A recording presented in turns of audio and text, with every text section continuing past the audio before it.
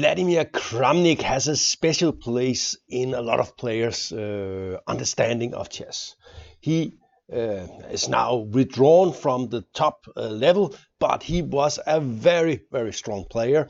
He was the one to dethrone Kasparov, and his style was sort of deep understanding coupled with some great dynamics. And I've been looking forward to seeing showing some of his games here on DM Talks. And today we're going to see his game, and it's a blindfold game from when Van Oosterom was having these funny tournaments in Monaco. Amber tournament named after his daughter, and so it's blindfold, and he's playing against Kamsky, and he is black. And it's from 1996, so that was before he became world champion. By the way he won against Kasparov was ingenious with the Berlin that we has had to deal with ever since.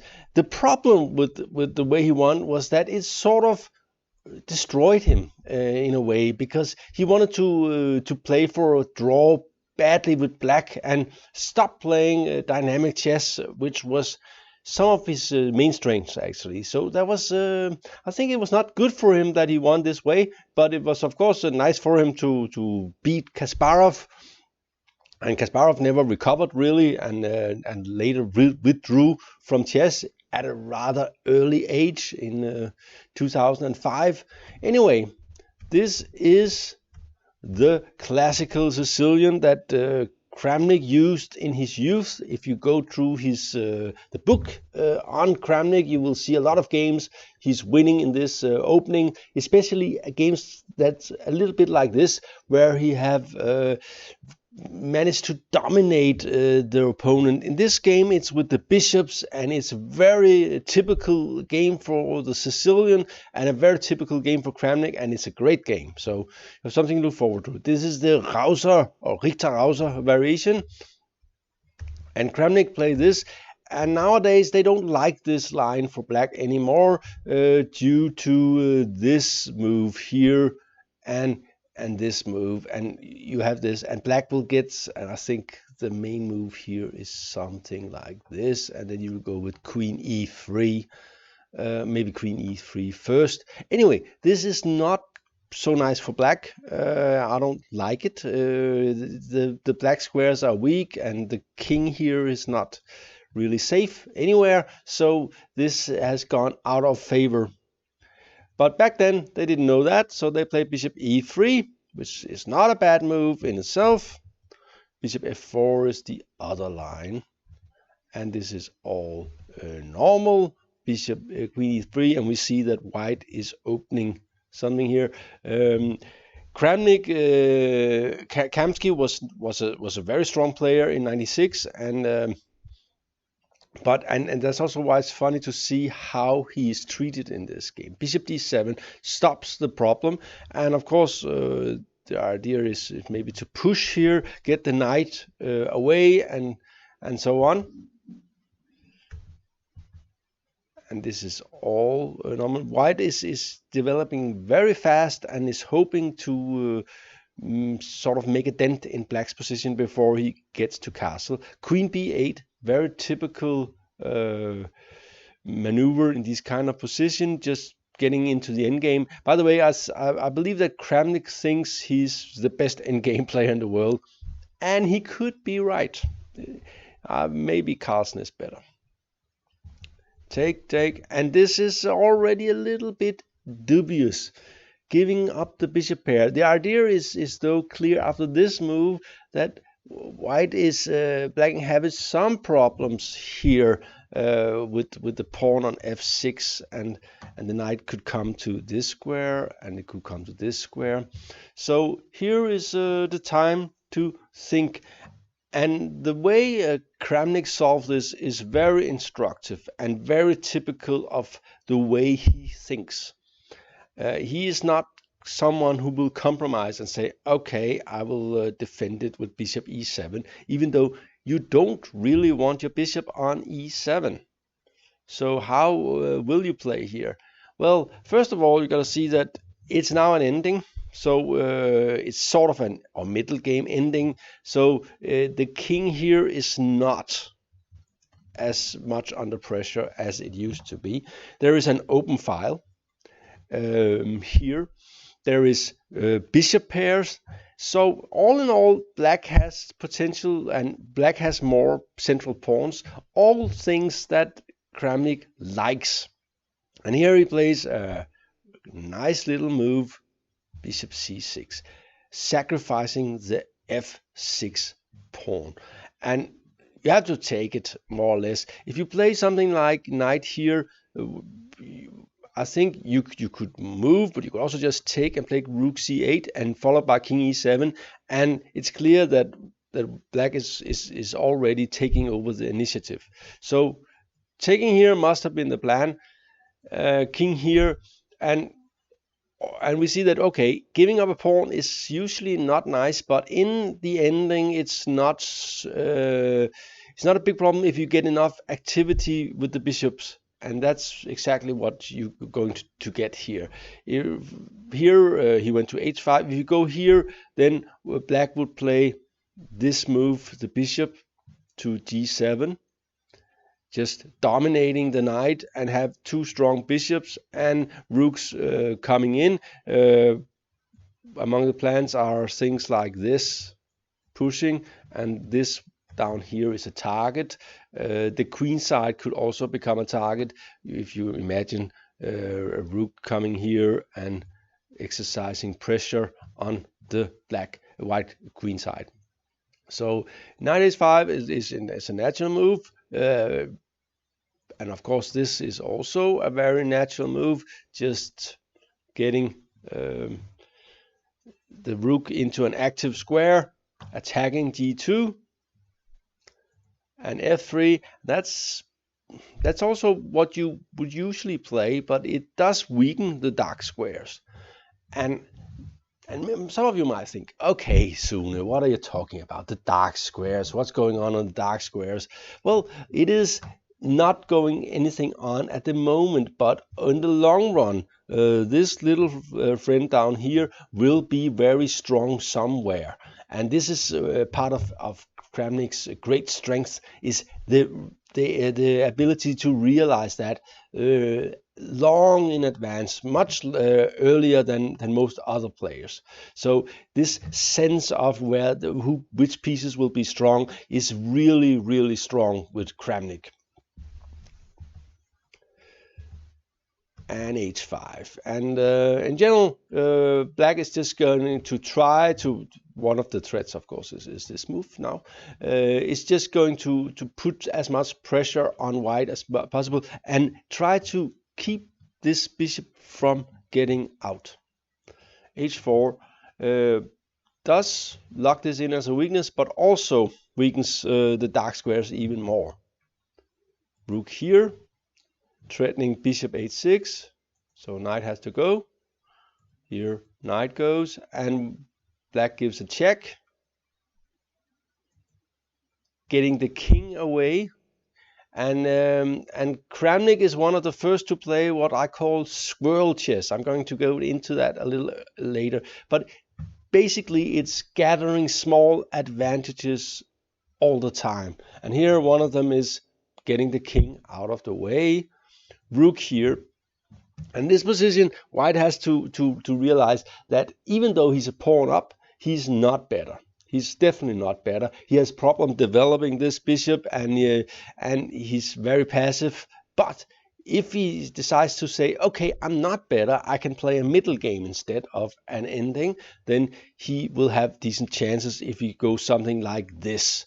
And attacking a pawn, it will probably go, and then bishop d3, trying to maybe exchange something and accept that you will probably lose the g pawn, but if you get counterplay, then it's fine, that is acceptable. Instead he plays rook e1, and it's kind, and this is the kind of thing that's really difficult with Kramnik, is knowing when does what apply. Well, in general, it's a rule that you should exchange pieces when a pawn up, but here it just means that this rook will end up being very passive, and actually have very difficulties getting into the game. A rook here, pushing down, and again it's very, very difficult for white to get his pieces out. He cannot really control cover this pawn in a sensible way, so he can't get the bishop and the rook out. c3. He could have tried rook h3 with maybe the idea to play f4. That was a possibility. f6. And this is according to Carsten Müller in his book on the World Championships endings. This is a mistake. The rook is just passive here. It's rook to the view. Anyway, it's kind of funny. But it's also already clear that it's white. It's black who's playing for a win here. He's got dominating. And the way to play this ending is very instructive, the way Kramnik goes around conducting this. So what is the plan here? The plan is to keep this guy and this guy out of the game, open the position, maybe win this, maybe win something over here, use this as and the king as attacking objects, and avoid white getting out of the problems. Here, attacking the rook. So I was told I should go a little bit slower with the pieces, so I will try to do that. So here he goes from here to here, attacking the rook. Rook goes, bishop relocates to f5, and getting ready for this move. And then nothing can move, and the horrible threat of rook d2 is looming. So rook d8 is a big threat here. So he has to go, and I should again do a little bit slower. See here, the bishop and the rook are both attacking here, and the king will have to defend the knight, self-pinning here, which is always unpleasant. But okay, white is hoping that he will have time for bishop e2, rook d1, and then maybe just manage to get out of the thing, maybe b3 and king b2, and move the knight, and it will all be fine. But of course not. This move is a very strong move. Just getting it looks kind of like letting white a little bit off the hook. But the thing is, after this move, he has to take. There's no other move. And this move, the pin is still here. The bishops are extremely dominating, and the bishop here is both attacking here and attacking here, thereby making this move impossible due to bishop takes g2. So white can only wait. How do and he can't really move any pieces.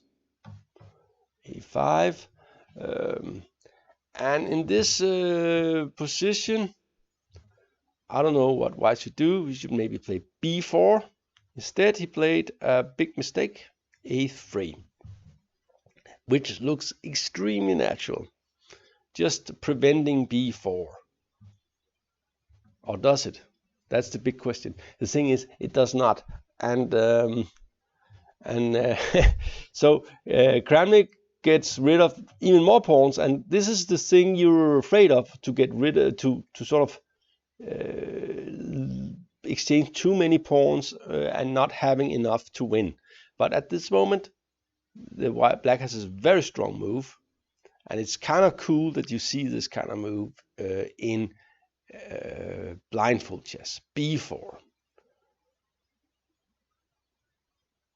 Have to take, and check. Opening files, check.